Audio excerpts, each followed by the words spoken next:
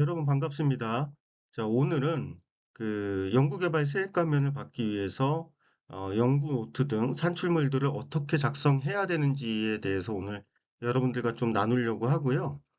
26년 초니까 이제 조만간 법인세라든지 법인세 신고 시기즌이 왔잖아요. 예, 그래서 여러분들이 연구 노트를 좀 점검을 해서 작성을 할 필요가 있겠다라는 취지에서 오늘 유튜브를 한번 만들어 봤습니다. 자, 한번 볼까요?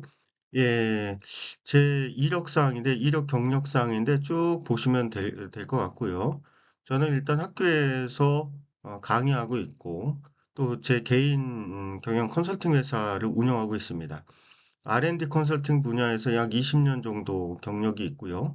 주로 이제 정부 R&D 과제 평가라든지 산업기술진흥협회에서 연구노트 연구개발 보고서 강의를 지금 5년 차 해오고 있습니다. 참고로 한번 보시면 될 것 같고요. 자, 제가 여러분들하고 나누고 싶은 것은 이 연구 노트, 연구 개발 보고서 관련해서 우리 현재 중소기업들의 상황이 어떠냐라는 것입니다. 한번 살펴볼게요. 보통의 기업들이 연구 산출물 작성에 매우 어려움을 겪고 있습니다. 또 연구 산출물을 부실하게 작성하고 있는 경우도 있고요. 또한 실제로 연구 개발 내용이 없음에도 불구하고 연구 개발 세액 감면을 받으려다 보니까 불법 대행을 맡기는 경우들이 있어요. 예. 자, 또한 우리 회사가 연구 노트를 잘못 작성을 했을 때 과연 과세 당국이 우리 회사에 대해서 어떻게 조치할지에 대한 인식이 거의 없습니다. 예. 근데 실제적으로 보면 조세특례제한법 2조 규정에 입각해서 연구 노트를 작성하시는 업체는 거의 없더라고요. 제가 이제 산업기술진흥협회에서 강의를 해보면 조특법 2조 규정에 맞춰서 강의하시는 분들이 있습니까? 라고 물어보면 거의 없어요. 예, 그리고 조특법 2조 규정이 뭔지도 잘 몰라요. 그런데 국세청이나 이제 지방청에서는 여러분들이 세액감면을 받겠다고 제출하신 그런 연구 노트 등 산출물에 대해서 어떤 관점에서 평가를 하느냐? 조세특례제한법 2조 규정, 즉 과학적, 기술적 진전을 이루는 활동을 했느냐? 신기술이나 신제품을 개발하거나 기존 기술, 기존 제품을 개선하거나 이러한 활동들이 조세특례제한법 규정에 맞춰서 이루어졌는지를 첫 번째로 되게 중요시 판단합니다. 근데 그러한 인식 자체가 없으세요?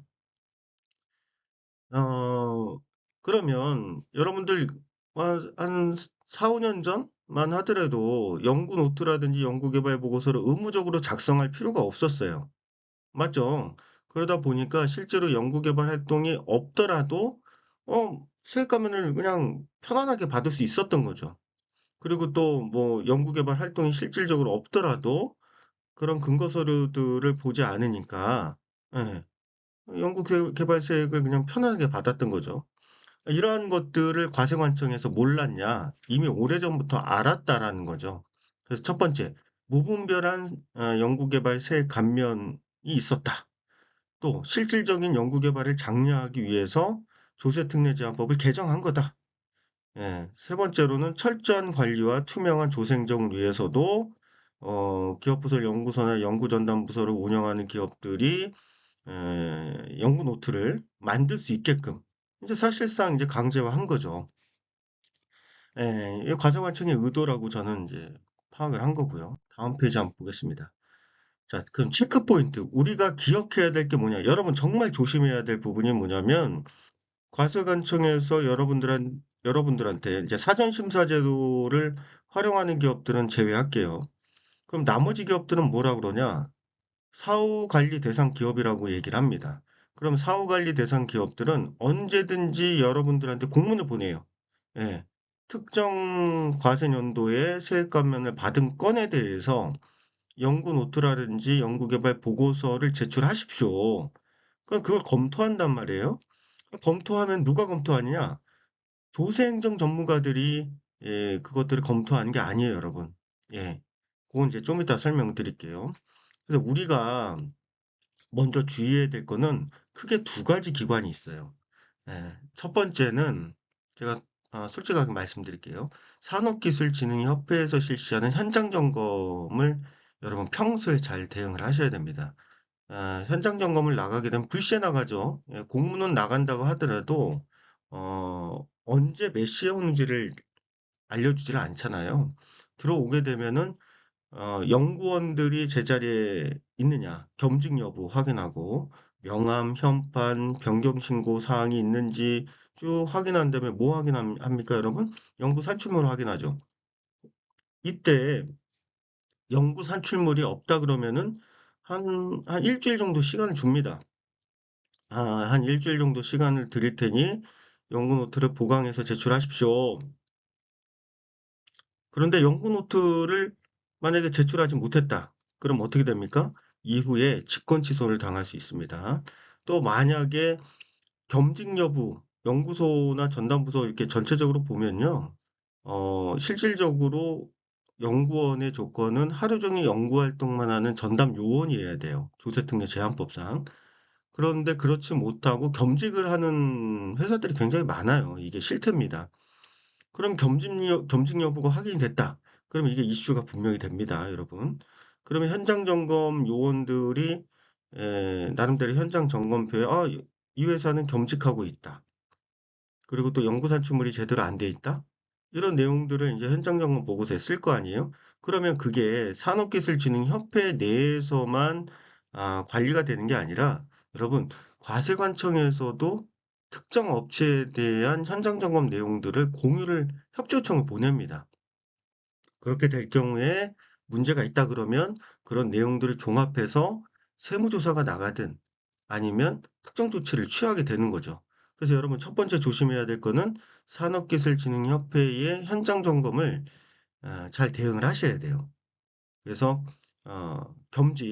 겸직에 대한 사항들 잘 연구원들한테 잘 주지를 시키시고 두 번째로는 특히 연구 노트를 체계적으로 잘 작성을 하셔야 돼요. 여러분 연구개발 보고서보다 연구 노트가 조금 더 중요한 거는 연구개발 보고서는 특정 시점에 작성을 할 수 있잖아요. 그죠? 그런데 연구 노트라는 거는 과정을 기록하는 거기 때문에 연구개발 보고서는 쉽게 만들 수 있어요. 예, 특정 시점에 막 후다다닥 해서 뭐 20장, 30장 만들 수 있는데 연구 노트는 그렇게 작성하게 되면 다 티가 납니다. 예, 과정 기록, 시간대 순으로 무엇을 했는지에 대한 스토리가 나와 있지 않으면 대본에 알 수 있어요. 자, 그래서 상기업의 현장 점검을 조심해야 된다. 또 과세 당국에서 여러분들한테 언제든지 공문을 발송을 합니다. 연구 노트라든지 연구 개발 보고서를 제출을 해달라. 그럼 그 내용들을 보겠죠. 보는데 여러분 R&D에 대한 실무 경험이 있는 분들이 특채로 국세청에 채용이 돼서 여러분들의 그런 연구 산출물들을 리뷰하게 되는 거예요. 전문가들이 본다 이렇게 생각하셔야 돼요. 이게 현지화기 보고서인데요. 쭉 보시면은 핵심은 뭐냐? 겸직 여부에 겸직 여부. 하고 있는지, 겸직을 하는지 안 하는지. 근데 대체적으로 현장 점검을 나가 보면은, 어, 연구원 어딨냐? 그러면 뭐 출장 갔다, 뭐 휴가다. 이런 내용들이 대부분 보통이라는 거예요. 예, 세 개 업체를 가든 네 개 업체를 가든, 회의 갔어요. 오늘 휴가예요. 그거 되게 좀 이상하잖아요. 그죠? 예, 그런 것들을 심정적으로 이제, 예, 안다라는 거죠. 예, 우리 현장 점검 기관에서. 또 연구 노트라든지 산출물들을 보면 되게 부실해. 작성이 안 돼 있거나 되게 부실하다. 그렇게 되면 이렇게 현지 확인 보고서에 내용들이 다 들어가는 거예요. 이거를 문제가 생기면은 상기업에서 직권 취소도 하겠죠. 그런데 직권 취소가 안 되더라도 이러한 내용들을 과세관청, 특히 국세청에서 잘 안다는 거예요. 산기업에서 현장 점검을 나가는구나. 그래서 국세청에서 특정 업체를 타겟팅을 하고 이 업체에 대해서 증거를 수집할 때 상기업에 협조 요청을 하는 거예요. 이런 정보에 대해서. 그걸 잘 이해하셔야 돼요. 메커니즘을. 자, 연구소 전담부서 현장 점검 핵심은요. 일단 인적 요건. 연구원 겸직하고 있냐? 근무하고 있냐? 두 번째 뭐예요? 연구 산출물. 연구 산출물 관리하고 있냐? 물적 요건 볼게요. 뭐 요거는 이제 상대적으로 인적 요건보단 덜합니다. 연구소의 위치라든지 레이아웃이라든지 뭐 변경사항이라든지 이런 것들, 기타 요건, 뭐 조직도, 명화, 업무 분장 이런 것들을 다 살펴본다는 거죠. 그래서 여러분 어, 산기업의 현장 점검을 조금 대비를 하셔야 돼요. 거기서부터 이슈가 생기면 여러분들 문제가 생길 수 있습니다. 자, 그러면 만약에 국세청에서 여러분들의 여러분들이 이제 세액 감면 받은 건에 대해서 좀 이상하다. 이 업체가 실질적으로 연구 활동을 하고 있는지 그렇지 않은지를 확인하려고 할 때 여러분들한테 연구 산출물들을 제출을 받아서 첫 번째 뭘 검토하느냐? 1단계 검토 대상이 뭐냐? 보세요. 1단계 연구 개발 여부를 확인해요. 조세특례제한법 2조 규정을 살펴본다는 얘기예요. 여러분, 조세특례제한법 2조 규정은 뭐냐면 R&D의 정의를 해놓은 거거든요. R&D란 과학적, 기술적 진전을 이루는 활동이라고 돼 있어요. 좀 굉장히 애매모호하죠. 그건 제가 이제 추후에 기회가 되면 다시 설명을 드리고. 자, 그리고 연구개발에서 제외되는 활동에 대해서 검토를 합니다. 세 번째 뭐예요? 연구 전담 요원들이 연구개발 활동을 전담을 하고 있냐, 겸직하고 있냐. 이것들을 살펴본다는 거예요. 그런데 여러분, 직원들의 겸직 여부를 어떻게 알 수 있냐라고 그 의문을 제기할 수 있잖아요. 알 수 있습니다. 예, 기상천외합니다. 그걸 파악하는 것 자체가. 그래서 매우 우리가 조심해야 될 필요가 있다. 자, 1단계 연구활동 여부를 검토한 다음에 2단계는 뭐예요? 비용 검토예요. 이건 뭐 당연한 거죠. 연구 인력 개발비 범위에 해당되는지를 판단한다는 거예요. 자체 연구 개발비, 위탁, 공동 연구 개발비, 인력 개발비 이런 것들을 검토를 한다라는 거죠. 그래서 1단계, 연구 개발 활동이 조세특례제한법에 부합되는지를 본다. 2단계, 비용 검토를 한다. 이렇게 보시면 될 것 같아요. 자, 여러분들, 국세청이 여러분들한테 연구 노트라든지 연구 개발 보고서를 제출받아서 그걸 누가 검토하느냐? 여러분, 기술 전문가들이 검토합니다. 국세청에서는요, 각 분야별, 예를 들면 뭐 전기전자, 뭐 소부장, 예를 들면 뭐 소프트웨어 개발, 뭐 이런 산업별로, 인력을 뽑아요. 그러니까 이제 임시직 그 공무원이죠. 세무조사죠. 뽑아가지고 이 일을 맡기는 거예요. 여러분들이 작성한 연구 노트나 연구 개발 보고서를 검토해서 조세특례제한법에 잘 부합하는지, 비용은 적절한지 이런 것들을 검토한다는 거예요.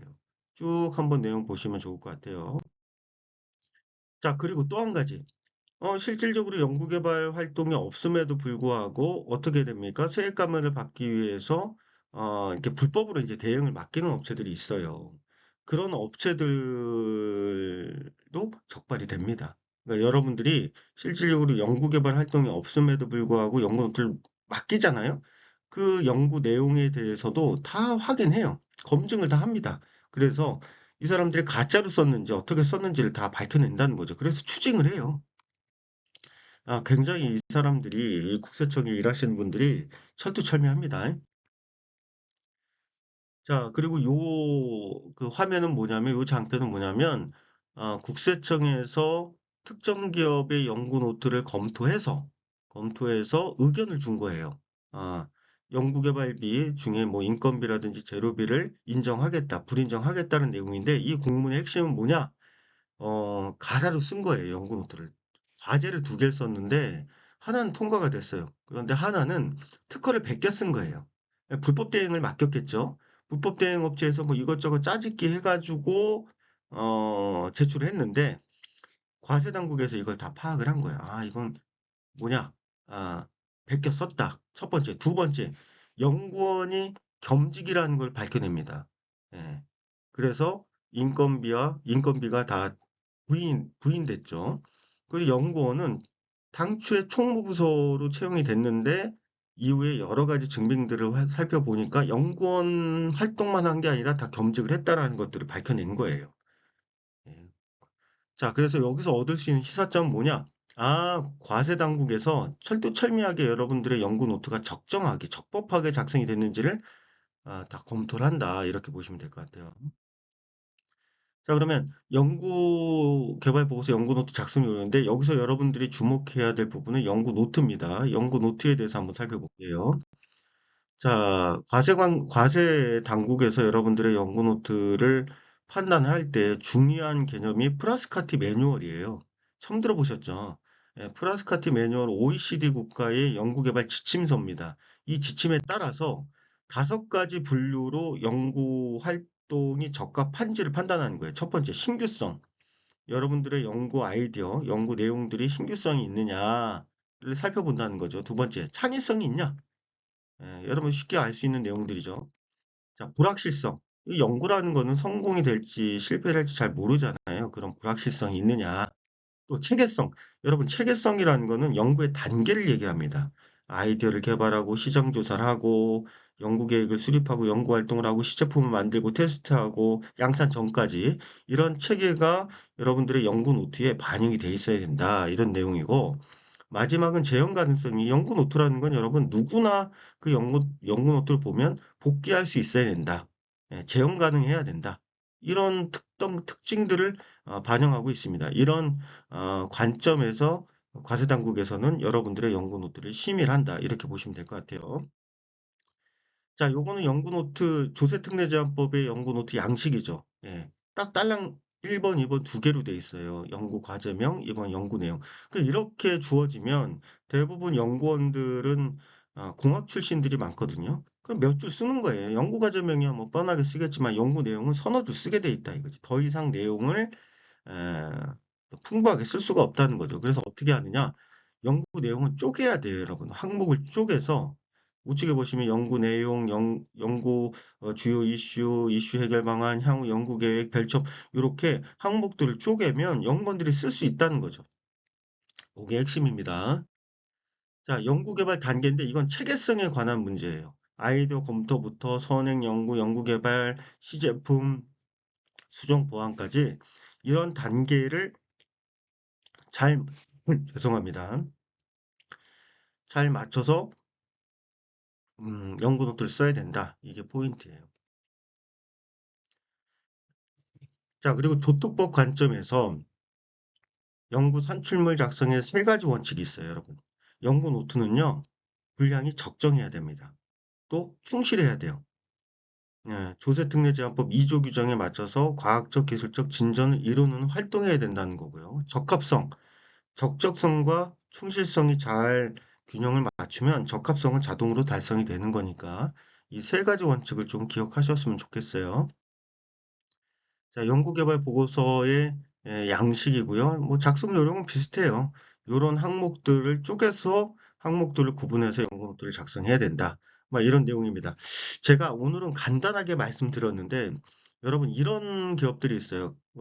갑자기 이제 과세 당국에서 연구노트를 제출하세요. 뭐 일주일이나 열흘 앞두고 그래서 막 연락이 오시는 분들이 있는데 뭐 어쨌든 좋습니다. 그런데 중요한 거는 그렇게 촉박하게 연구 노트를 준비를 할 경우라도 가장 중요한 건 뭐예요, 여러분? 실질적인 연구 활동이 있어야 돼요. 연구 활동이 없는 상태에서 연구 노트를 좀 작성 도와주세요. 뭐 자문을 해주세요. 이런 경우들이 많이 있거든요. 그런데 보통의 경우는 연구 활동이 없는데 그렇게 얘기하시면은 도와줄 방법이 없어요, 여러분. 중요한 거는 지금 연구 산출물이 제대로 없고 조세특례제한법 2조 규정에 맞게끔 내가 작성했는지 안 했는지 모른다. 다만 우리는 연구 활동을 하고 있다. 그러면 방법이 있어요. 그거는 이제 기술의 문제, 테크닉의 문제이기 때문에 에, 그런 업체들은 충분히 도와드릴 수 있다. 이렇게 보시면 될 것 같아요. 여러분 오늘 유튜브는 이 정도까지 하고 이후에는 조금 더 상세한 내용으로 진행을 한번 해보겠습니다. 감사합니다.